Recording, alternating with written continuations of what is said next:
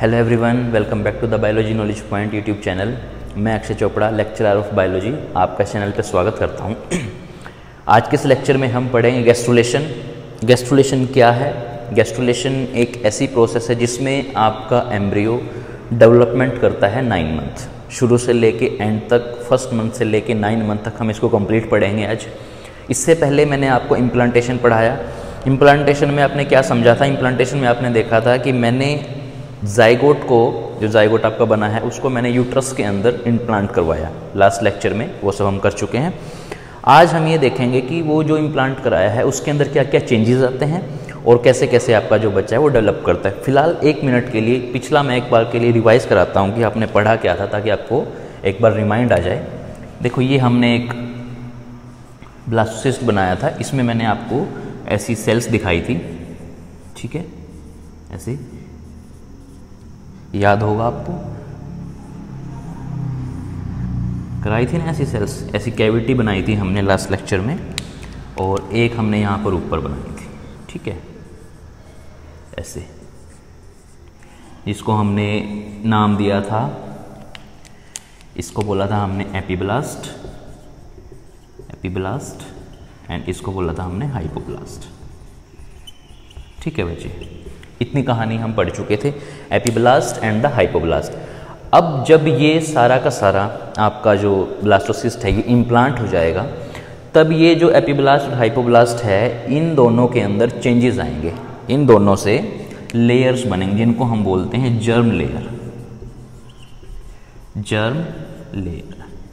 अब यहाँ पर लेयर्स बनेंगी जिनको बोलते हैं जर्म लेयर। अब ये जर्म लेयर बेटा 3 बनेंगी, यहाँ पर 3 जर्म लेयर, ठीक है। सबसे पहले बनेगी ectoderm, then mesoderm, then endoderm, ठीक है। आपके एपीब्लास्ट से एक्टोडर्म, हाइपोब्लास्ट से एंडोडर्म, और इनके बीच में एक लेयर डेवलप होगी जिसको आप बोलते हैं मीजोडर्म। तो ये 3 लेयर्स आपकी बनेंगी जिनको आप बोलते हैं जर्म लेयर, ठीक है। और इसमें 3 लेयर्स बनी हैं, तो यहाँ पर आपको एक बड़ा बेहतरीन क्वेश्चन आना चाहिए कि यहाँ पर लेयर्स कितनी बनी हैं? 3। अगर 3 लेयर बनी हैं तो इस कंडीशन को हम ट्रिप्लोब्लास्टिक बोलते हैं। ट्रिप्लोब्लास्टिक का मतलब है यहाँ पर कि लेयर्स बनी हैं 3। कौन सी? Germ layer, ectoderm, mesoderm, endoderm. ये आपको फर्स्ट क्वेश्चन यहाँ से आना चाहिए कि इस तरीके से आपकी जर्म लेयर बनती है। अब इन जर्म लेयर से ही हमारी पूरी बॉडी की डेवलपमेंट होती है, कि हमारी पूरी बॉडी के ऑर्गन्स बनते हैं, हमारी पूरी बॉडी में क्या क्या चेंज आएंगे, वो सारा हम पढ़ेंगे यहाँ पर। फिलहाल अभी जल्दी से आप इसको लिखो।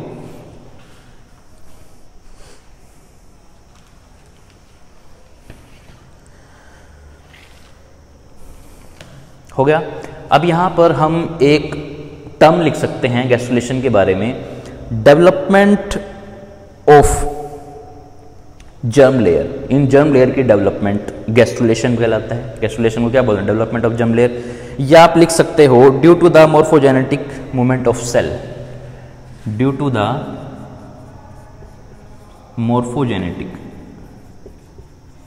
Morphogenetic changes in cell. Cell के अंदर जो मॉर्फोजेनेटिक चेंज आए हैं, ये एपीब्लास्ट, हाइपोब्लास्ट से ये 3 जर्म लेयर बनी हैं। This process is called gastrulation, और इसको आप गैस्ट्रुला बोलते हो जब ये जर्म लेयर बन जाएंगे इसके अंदर। गैस्ट्रुला, ठीक है, गैस्ट्रुला। जल्दी से इसको लिखो।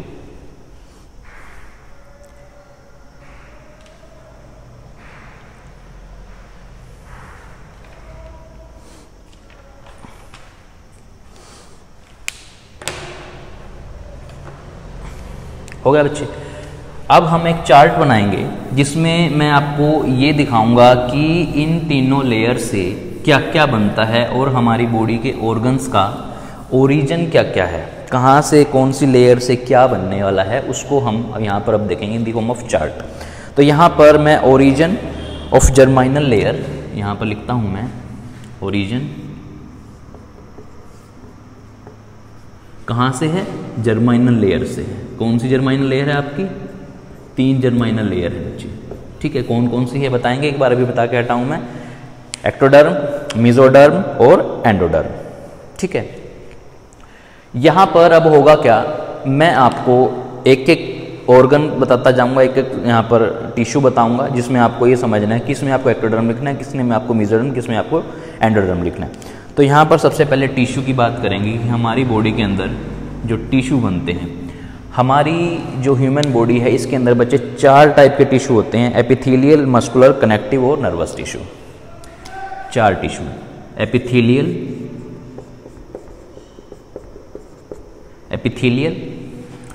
मस्कुलर, कनेक्टिव और नर्वस। ह्यूमन बॉडी के अंदर 4 टाइप के टिश्यू हैं। अब देखते हैं कौन सा टिश्यू कौन सी जर्म लेयर से बनेगा। आपका जो एपिथेलियल टिश्यू है, एपिथेलियल टिश्यू, इसमें आपकी तीनों लेयर्स इन्वॉल्व होती हैं, एक्टोडर्म भी, मेसोडर्म भी और एंडोडर्म भी। तो इसमें आप लिखेंगे तीनों, एक्टोडर्म,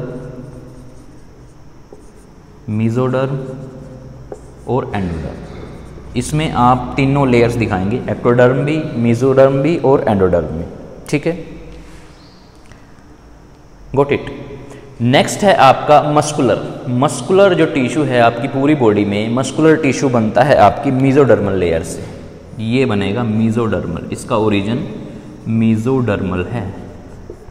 ठीक है, मेसोडर्मल। मसल में आपके जितने भी मसल्स हैं, बाइसेप्स मसल, ट्राइसेप्स मसल, ये सब इन मसल्स का ओरिजिन कहाँ से होगा, आपका मेसोडर्मल जर्मल लेयर से। ठीक है, नेक्स्ट है आपका कनेक्टिव। कनेक्टिव भी आपका मेसोडर्मल है, इसका ओरिजिन भी मेसोडर्मल है, मेसोडर्मल ओरिजिन है इसका। अब कनेक्टिव में मेसोडर्मल है तो आपको ये समझ में आना चाहिए बच्चे कि मेसोडर्मल जो आपका कनेक्टिव टिश्यू है, इस कनेक्टिव टिश्यू में कौन कौन से टिश्यू आपके इन्वॉल्व हैं। इसमें आपका कनेक्टिव में आपका एक तो ब्लड, बोन, कार्टिलेज, ये तीनों, ब्लड, बोन और कार्टिलेज। ब्लड भी है, बोन भी है, कार्टिलेज भी है, ये तीनों आपके कनेक्टिव टिश्यू हैं आपकी बॉडी में। तो यहाँ पर अगर आपसे कोई पूछ ले कि आप आरबीसीज का ओरिजिन बताओ, डब्ल्यूबीसीज का ओरिजिन बताओ, प्लेटलेट्स का ओरिजिन बताओ, तो आप क्या बताएंगे, मेसोडर्मल जर्म लेयर से आपके ये तीनों सेल्स बनती हैं। अब यहाँ पर 2 मैंने और कनेक्टिव टिश्यू लिखे हैं, बोन एंड द कार्टिलेज। अब बोन आपकी कौन सी सेल से बनती है बता सकते हो, 11th क्लास में आपने पढ़ा होगा। तो जो बोन है वो आपकी सेल्स होती हैं ओस्टियोसाइट्स। बोन जिन सेल से बनती है उसको आप बोलते हैं ओस्टियोसाइट्स, ओस्टियोसाइट्स। और कार्टिलेज आपकी कॉन्ड्रोसाइट, कॉन्ड्रोसाइट सेल से मिलकर बनती हैं। तो यहाँ पर अगर आपसे नीट क्वेश्चन पूछता है कि बताओ आपकी ओस्टियोसाइट सेल का ओरिजिन क्या, मेसोडर्मल, कॉन्ड्रोसाइट सेल का ओरिजिन क्या है, मेसोडर्मल। देन आपका आएगा नर्वस टिश्यू। नर्वस टिश्यू का ओरिजिन है बच्चे एक्टोडर्मल, इसका ओरिजिन है एक्टोडर्मल, एक्टोडर्मल। नर्वस टिश्यू में क्या क्या आता है आपका, ब्रेन और स्पाइनल कॉर्ड, है ना। ब्रेन और स्पाइनल कॉर्ड आपका नर्वस टिश्यू के अंदर आता है, तो इसका ओरिजिन है एक्टोडर्मल। जल्दी से एक बार इस चार्ट को बनाओ, फिर एक बार इसको रिपीट करके समझाता हूं मैं।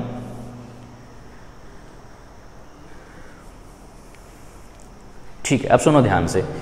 आपने 3 लेयर पढ़ी है बेटा, ऐसे, ठीक है। इन तीनों को हमने बोला है जर्म लेयर। ऊपर वाली को एक्टो, बीच वाली को मीजो और इसको बोला हमने एंडोडर्म। ठीक है, इन तीनों से अब हमारी बॉडी के ऑर्गन्स बन रहे हैं। देखो, एपिथेलियल टिश्यू में तीनों आपकी जर्म लेयर इन्वॉल्व है, मस्कुलर में सिर्फ मेसोडर्मल, कनेक्टिव में मेसोडर्मल और आपका नर्वस में एक्टोडर्मल। इस तरीके से आपके ये टिश्यूज बनते हैं आपकी इन जर्म लेयर से। समझ में आई इतनी बात। अब यहाँ पर मैं आपको ग्लैंड्स के बारे में बताऊंगा कि हमारी बॉडी में जो ग्लैंड्स होती हैं उनका ओरिजिन क्या है, वो कहाँ से बनती है। तो आप सबसे पहले pineal gland, pituitary gland, hypogland. Pineal, pituitary और हाइपोथैलेमस। ठीक है, ये तीनों ग्लैंड्स कहाँ पर प्रेजेंट है? हमारे ब्रेन में, है ना। ब्रेन के अंदर ही, हमारे हेड रीजन के अंदर ये प्रेजेंट होती है। तो इनका ओरिजिन जो होगा बेटा वो एक्टोडर्मल होगा, एक्टोडर्मल। पीनियल ग्लैंड आपके ब्रेन में है, पिट्यूटरी ग्लैंड आपके ब्रेन के पास है, हाइपोथैलेमस आपके ब्रेन में है। तो इनका ओरिजिन ऑब्वियस सी बात है, नर्वस सिस्टम का ओरिजिन क्या है? एक्टोडर्मल है, तो इनका ओरिजिन भी क्या होगा? एक्टोडर्मल। आपसे नीट स्पेसिफिक भी पूछ सकता है कि इस ग्लैंड का ओरिजिन क्या है, तो आपको पता होना चाहिए इस ग्लैंड का ओरिजिन ये है, क्योंकि आपको पता है नर्वस टिश्यू का ओरिजिन एक्टोडर्मल है, तो इसके अंदर जो भी चीज़ें होंगी तो उसका ओरिजिन एक्टोडर्मल ही होगा। अब मैं दो ग्लैंड और आपको बताता हूँ, थायराइड, पैराथायराइड, थायराइड और पैराथायराइड, इनका ओरिजिन एंडोडर्मल है बच्चे, इनका ओरिजिन एंडोडर्मल है। तो आपको कंफ्यूज नहीं होना है कि ग्लैंड सारी की सारी एक्टोडर्मल में आएंगे, नो। जो ग्लैंड आपके ब्रेन वाले रीजन के अंदर है वो आपके एक्टोडर्मल ओरिजिन है, जो ग्लैंड आपकी गले में है यहाँ पर, तब आप उसको बोल देंगे एंडोडर्मल रीजन है। Got it? जल्दी से इसको लिखो।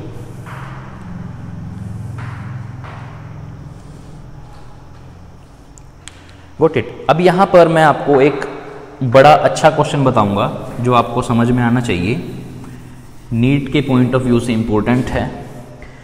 अब ग्लैंड्स की बात चल रही है, तो एक ग्लैंड होती है एड्रेनल ग्लैंड, एड्रेनल ग्लैंड,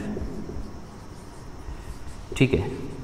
कहाँ पर होती है ये? किडनी के ऊपर होती है, किडनी के ऊपर आपकी एड्रेनल ग्लैंड प्रेजेंट है।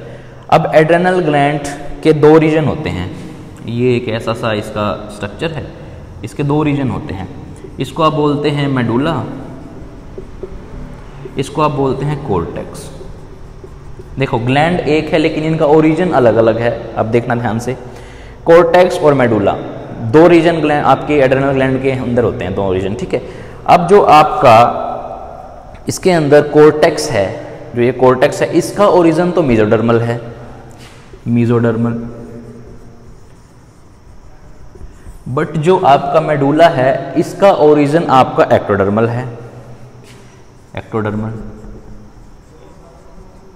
देखो कितना बड़ा एक्सेप्शन है ये, कितना कंफ्यूजिंग है ना, बट इसको हम अच्छे से करेंगे, डोंट वरी। यहाँ से क्वेश्चन आपका बन सकता है, तो आपको ये पूरा अच्छे से समझना है। इसको देखो ध्यान से, एड्रेनल ग्लैंड के दो रीजन हैं, medulla and the cortex. Medulla अंदर वाले रीजन को, कोर्टेक्स बाहर वाले रीजन को। कोर्टेक्स का ओरिजिन मेसोडर्मल है, मेडुला का रीजन एक्टोडर्मल है। तो अब इस ग्लैंड का पूछ लिया जाए ओरिजिन बताओ, तो आप बोलेंगे इस ग्लैंड के लिए एक्टोमेसोडर्मल, एक्टोमेसोडर्मल आपकी इस ग्लैंड का ओरिजिन है, एक्टोमेसोडर्मल। Got it? जल्दी से इसको देखो एक बार।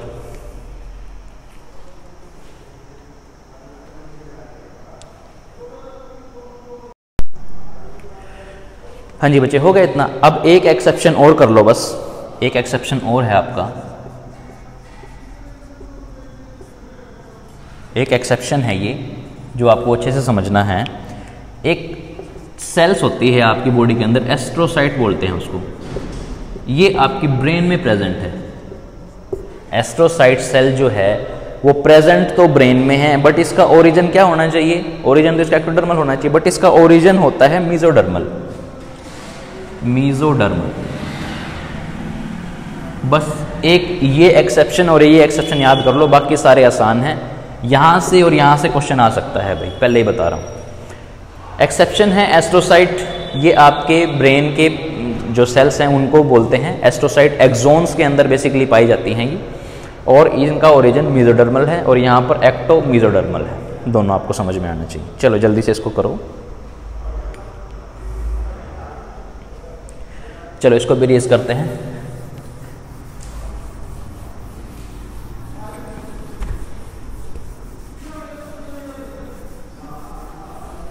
अब ध्यान दो इधर, अभी हम बात करेंगे एक्टोडर्मल, एंडोडर्मल, मेसोडर्मल, तीनों की एक साथ बात कर लेते हैं। एक्टोडर्मल आउटर लेयर एपिब्लास्ट से बनती हैं, मेसोडर्मल बीच में, और एंडोडर्मल आपकी हाइपोब्लास्ट से बनती हैं।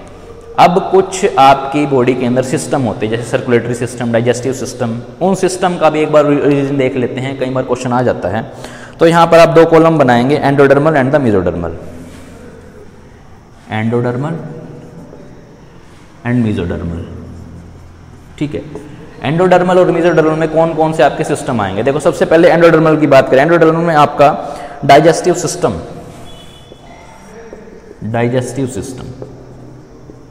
कंप्लीट, जिसके अंदर आपका लीवर आपका डाइजेस्टिव सिस्टम का हिस्सा है। लीवर हो गया, पेनक्रियाज हो गया, आपके लंग्स हो गए, लीवर, पेनक्रियाज और लंग्स, ये आपके आएंगे एंडोडर्मल ओरिजिन के अंदर। अगर हम बात करें मीजोडर्मल की तो यहां पर आपका आएगा सर्कुलेटरी सिस्टम,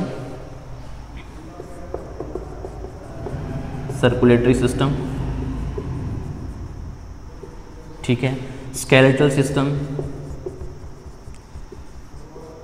स्केलेटल भी आपका पूरा का पूरा इसी के अंदर आएगा। किसमें? मीजोडर्मल में। स्केलेटल सिस्टम, मस्कुलर सिस्टम तो आपका है ही पूरा कंप्लीट, मस्कुलर सिस्टम। ठीक है बच्चे, तो ये कुछ सिस्टम है, ये भी आपको पता होने चाहिए इनका ओरिजिन क्या है। Got it. अब हम बात करेंगे हमारे जो एम्ब्रियो है वो फर्स्ट मंथ से लेके 9 मंथ तक क्या क्या उसके अंदर चेंज आते हैं। फर्स्ट मंथ में क्या बनता है, सेकंड में क्या, थर्ड में क्या, पूरे फर्स्ट से लेके 9 मंथ तक की हम लिस्ट तैयार करेंगे और बच्चे के अंदर चेंजेस जो है वो देखेंगे। ठीक है, तो सबसे पहले हम यहाँ पर मैं लिखता हूँ मंथ, कि आपका जो मंथ है वो कौन सा है, और फिर यहाँ पर मैं लिखूँगा चेंजेस, किसमें? एम्ब्रियो के अंदर। ठीक है, गॉट इट। सबसे पहले फर्स्ट मंथ,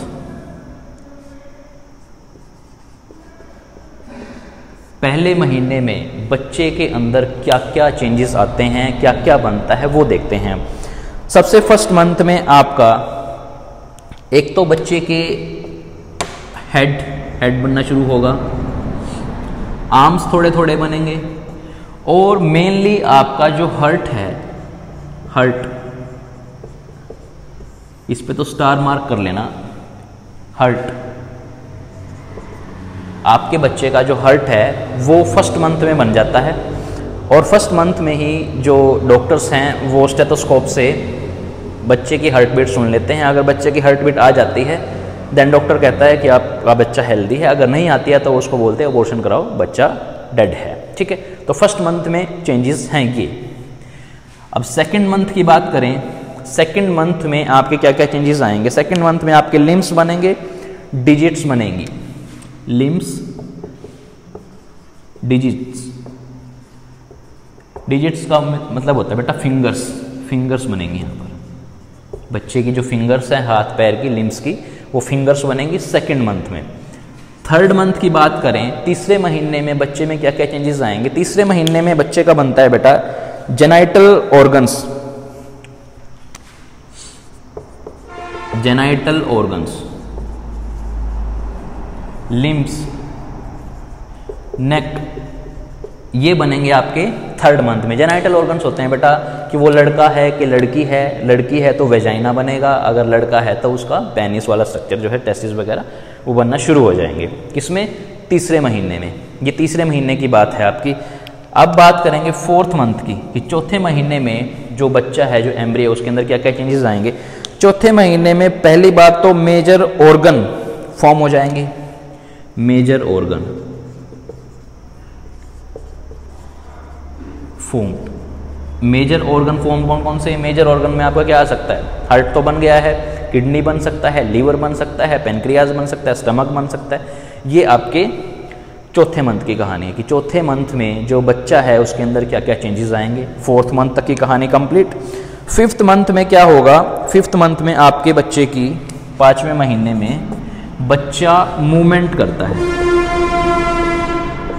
मूवमेंट करता है मीन्स बोलते हैं ना कि अब बच्चा पेट में घूमना शुरू कर गया है, बच्चा पेट में लात मारता है।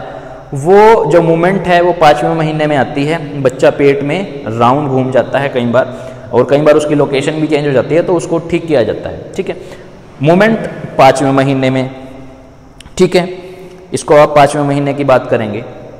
जल्दी से एक बार 5 महीने तक लिखो, फिर आगे चलते हैं। चलो अब छठे महीने की बात करते हैं। छठे महीने में क्या होगा? 6th मंथ में जो बच्चा है आपका, उसके बॉडी के फाइन हेयर्स बनेंगे। बॉडी फाइन हेयर्स, बॉडी के ऊपर जो हेयर्स हैं बच्चे वो बनना शुरू हो जाएंगे। उसकी आईलिड्स बनेंगी, आईलैशेस बनेंगी,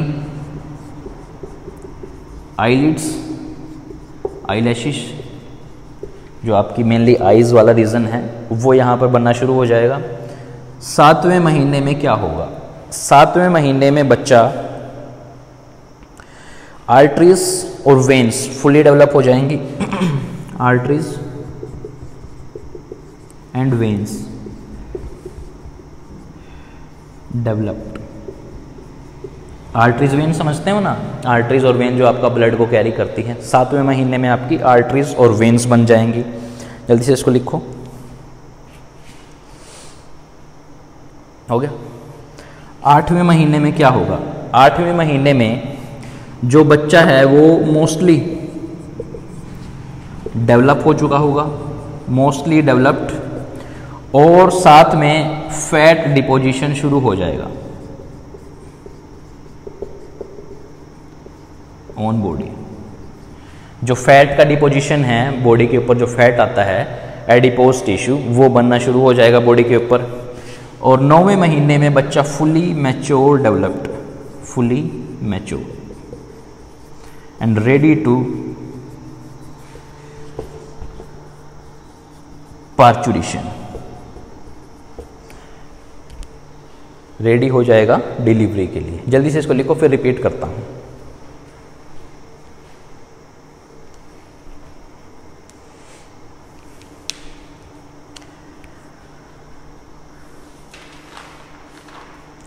ठीक है बच्चे, अब सुनो ध्यान से। हमने पढ़ा है आज गैस्ट्रुलेशन। गैस्ट्रुलेशन क्या है? गैस्ट्रुलेशन एक ऐसी प्रोसेस है जो ब्लास्टोसिस्ट से, जैसे हमने इम्प्लांट कराया है बच्चा, उसके अंदर जो चेंजेस बनेंगे कि बच्चा है उसकी बॉडी के डेवलपमेंट तो होगी, ऑर्गन्स तो बनेंगे ना। अब ऑर्गन्स में आपके बहुत सारी चीज़ें बनेंगी, उसकी स्किन बनेगी, उसकी आइज़ बनेगी, लंग्स, हार्ट, ये सब कुछ बनेगा। गैस्ट्रुलेशन में हमने जर्म लेयर पढ़ी जो 3 लेयर होती हैं, एक्टोडर्म, मेसोडर्म, एंडोडर्म। फिर मैंने आपको टिश्यूज़ का ओरिजिन बताया, एपिथेलियल टिश्यू बताया, मैंने कनेक्टिव टिश्यू बताया, मस्कुलर टिश्यू बताया, मैंने आपको नर्वस टिश्यू बताया। मैंने उन सब का ओरिजिन बताया कि कौन सी जर्म लेयर किस टिश्यू की फॉर्मेशन करती है। देन हमने पढ़ा कि जो 9 मंथ है, 1st से लेके 9 मंथ तक बच्चे के अंदर क्या क्या चेंजेस आते हैं, बच्चा क्या क्या चीज़ें बनाता है। 1st मंथ में हार्ट, आर्म्स उसका जो बन जाता है, डॉक्टर उसके स्टेथोस्कोप से हार्ट बीट सुनता है तो बताता है कि आपका बच्चा ठीक है, उसको 9 मंथ अब कंप्लीट करने हैं। 2nd मंथ में लिम्स बनेंगे, डिजीज बनेंगे, जो फिंगर्स होती हैं आपके हाथ पैर बनने शुरू हो जाएंगे। 3rd मंथ में जेनेटाइल ऑर्गन, लिम्स और नेक। जेनेटाइल ऑर्गन होते हैं बच्चे, जैसे पेनिस हो गया, वजाइना हो गया, जो गर्ल या बॉय के जो जेनेटाइल ऑर्गन्स होते हैं। 4th मंथ में मेजर ऑर्गन्स फॉर्म। जो चौथा महीना होता है उसमें बच्चे के किडनी, हार्ट, लंग्स ये सब बनना शुरू हो जाएंगे, मतलब मोस्टली आधे से ज़्यादा बन चुके होंगे। 5वें महीने में बच्चा मूवमेंट करता है, बच्चा पेट में राउंड घूम सकता है, बच्चा पेट में लात मारता है, वो कहते हैं कॉमन लैंग्वेज में। 6ठे मंथ में बॉडी के ऊपर फाइन हेयर्स आ जाएंगे, आईलिड्स और आईलैशेस बनने शुरू हो जाएंगे, आँख भी खुलनी शुरू हो जाती है इसमें 6ठे महीने में। 7वें महीने में बच्चे की आर्टरीज और वेन डेवलप हो जाएंगी बॉडी के ऊपर, बॉडी के अंदर। 8वें महीने में मोस्टली डेवलप्ड फैट जो है स्किन के ऊपर, फैट का डिपोजिशन शुरू हो जाएगा। 9वें महीने में बच्चा फुली मैच्योर। अब एक कहानी सुनो बिल्कुल अच्छे से, यहाँ पर आपको एक टर्म याद करनी है, ट्राइमेस्टर। ट्राइमेस्टर, ट्राइमेस्टर क्या है? ये जो 9 मंथ का पीरियड होता है ना, ये 3 ट्राइमेस्टर में कंप्लीट होता है। 3 trimester, 1st trimester, 2nd trimester, 3rd trimester. पहले 3 महीने जो होते हैं उसको आप बोलते हैं 1st ट्राइमेस्टर, 1st ट्राइमेस्टर। उसके बाद ये 3 महीने, चौथा, 5वां और 6ठा, ये 3 महीने आपके 2nd ट्राइमेस्टर, और 7वां, 8वां, 9वां ये आपके 3rd ट्राइमेस्टर। 3 ट्राइमेस्टर होते हैं आपके प्रेगनेंसी के। 1st पहले 3 महीने, 2nd अगले 3 महीने और लास्ट 3 महीने, उनको आप ट्राइमेस्टर्स बोलते हैं। अबॉर्शंस मोस्टली आपके 1st ट्राइमेस्टर्स में होते हैं, जब आपका अम्बिलिकल कॉर्ड बनता है। जब प्लेसेंटा बन जाएगा तब आपका अबॉर्शन नहीं होगा, हो सकता है लेकिन बहुत रिस्की होता है। तो ये ट्राइमेस्टर्स हैं और ये मंथ है, आपको इसको इस तरीके से याद करना है। जल्दी से एक बार देख लो।